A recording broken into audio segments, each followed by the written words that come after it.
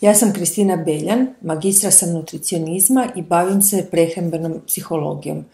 Najviše radim s ljudima koji se bore s prejedanjem i pomažem im u tome da razviju zdraviji odnos prema hrani. U ovom videu saznaćete zašto dolazi do prejedanja za praznike i kako se nositi s posljedicama prejedanja.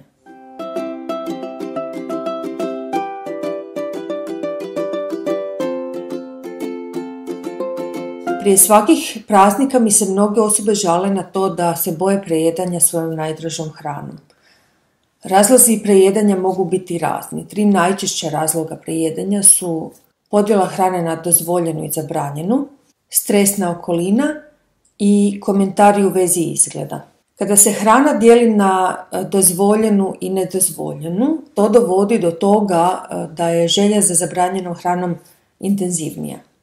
Osobe koje hranu dijele na zabranjenu i dozvoljenu će se često prejesti onom hranom koju smatraju zabranjenom.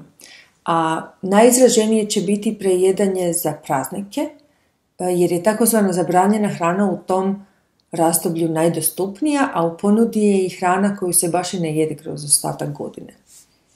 Obiteljska okupljanja mogu biti stresna za neke osobe, osobito ako odnosi u obitelji baš i nisu najbolji. Stres jako utječe na hormon gladi, pa će se osobe koje se nađu u stresnom okruženju često i prejesti. Mnoge osobe koje se bore s kilogramima često dobivaju komentare vezane za izgled, kao na primjer ajme što si se udebljala, što si to radiš, ili super si smršavila, baš te super stoji. Ovakvi komentari su neprimjereni jer se fokusiraju samo na vanjski izgled osobe. Također mogu utjecati na to kako će se osoba koja je dobila komentar osjećati za blagdane.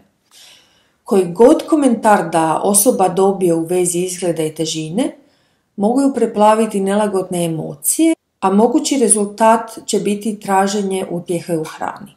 Kao posljedice prejedanja se često javljaju bol u želucu, nadutost i osjećaj krivnje. Zbog količine hrane koja se unese kod prejedanja, normalno je da se pojave neke senzacije u probavnom sustavu koje stvaraju fizičku nelagodu. Osoba koja se prejede često ima osjećaj krivnje, osobito ako je jela hranu koju smatra zabranjenom. Sad, što učiniti nakon prejedanja za blagdane? Treba jesti redovito i treba raditi na razvoju zdravog odnosa prema hrani.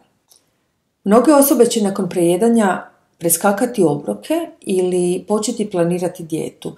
Međutim, preskakanje obroka i dijeta dovode do toga da osoba ulazi u začarani krug restrikcije, prejedanja i krivnje.